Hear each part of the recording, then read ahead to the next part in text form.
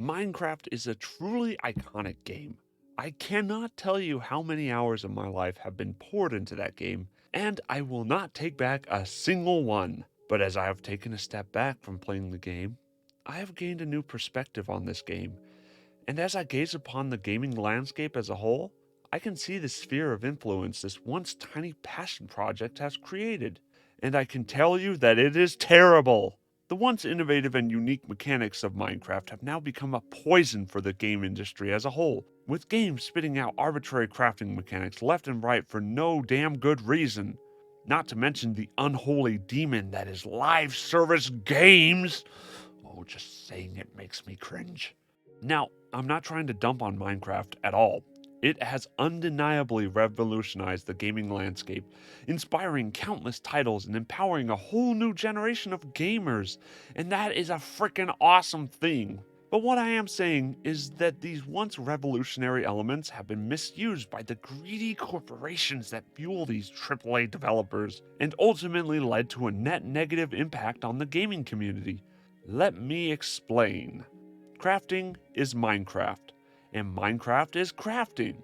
I mean, it's in the damn title. You mine and you craft. Simple yet effective.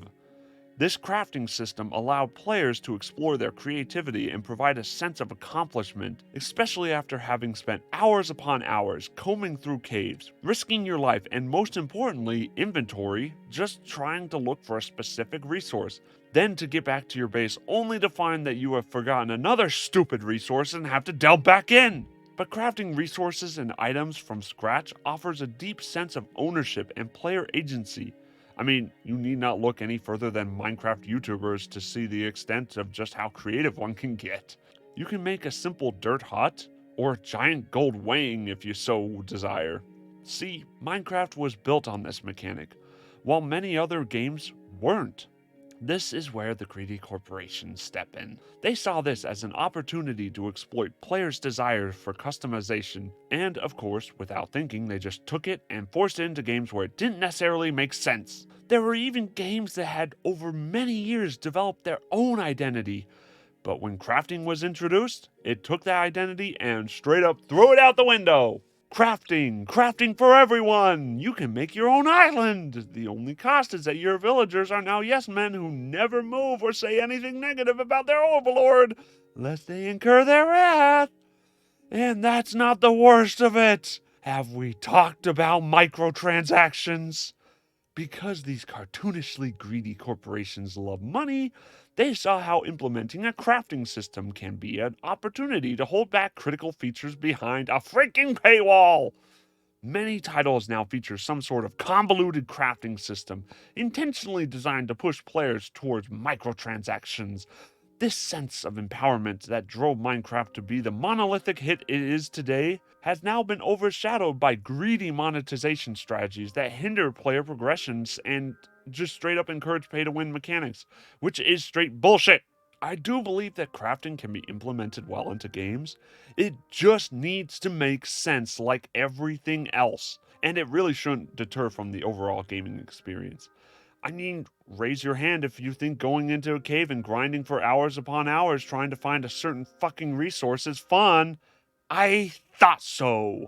Not to mention, if your game focuses on fast paced shoot 'em up action, you don't want to be hindered by having to stop every so often just to craft something. No, you want to shoot fools!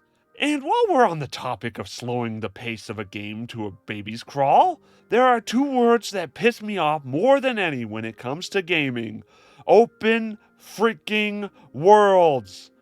Wait, that's technically three, but whatever. Minecraft's open world actually makes sense, as the game is designed to be your oyster. Players were granted the freedom to explore vast landscapes, encouraging discovery and even fostering a sense of adventure. The limitless potential for building, mining, and interacting with the environment became a hallmark of the game. Now, of course, there's a fine line between open worlds being awesome and encouraging adventure, and it just being a slog to trek through the world because you need to get to point B, but point B is all the way over there, and you're all the way over here. Your moment to moment gameplay is sacrificed on the altar of, hey, open world! It's all become a quantity over quality type of thing. And with the popularity of open world games skyrocketing, developers rushed to incorporate expansive maps and endless side activities. However, this often led to an abundance of empty, repetitive content, sacrificing depth and meaningful experiences. It quite often leads to the, hey you, I need you to fetch random bullshit for no apparent reason thing popping up all the damn time. And it's all just stupid fetch quests designed to pad out a 20-hour game to a 200-hour game. And the problem is it's so damn common because there are so many open world games. You guys understand why I hate open world fucking games? Because of this oversaturation, open world games now suffer from vast barren landscapes devoid of engaging gameplay, diluting the magic of exploration. And this is all because these developers are rushed to put out these games in order to meet a deadline. Which leads me beautifully into my next topic of live service updates. Minecraft's continuous updates actually make sense. I mean, the game is already a beefy game, but these continuous updates just take an already complete experience and builds upon it. Vanilla Minecraft too boring? How about we update the rather useless Nether to make it a more fleshed out place? Caves too much of a drag? How about we improve them all while bringing in the freshest video game music composer to make tunes that are certified bangers? Did I mention that they are all free? What I'm getting at is, it's delivering fresh content and improvements to ensure players' engagement for the game's lifespan. This live service approach fostered a vibrant community and maintained relevance for many years, until, regrettably, other developers misused the live service model, releasing incomplete Mario Strikers Battle League or broken games, pretty much any EA game, under the guise of ongoing updates. By relying on post-launch fixes, the game experience suffered quite considerably, with players serving as beta testers. So, pretty much Cyberpunk 2077. Moreover, aggressive monetization practices and excessive DLCs often erode trust and left players feeling shortchanged. Before I go, I'll give these AAA developers one piece of free advice. We want complete games. Minecraft is a wonderful game. It was built around the crafting and open world mechanics, so these features are fully realized. Sure, the live service update model didn't come till later, but its implementation only improved to the overall experience by adding more to an already jam-packed game. And while all these systems were once hailed as innovative and player-centric, their implementation in other games had yielded a net negative impact on the gaming community. The empowering crafting system transformed into a monetization trap, exploiting players' desire for customizations and creating what they call whales. It is very sickening.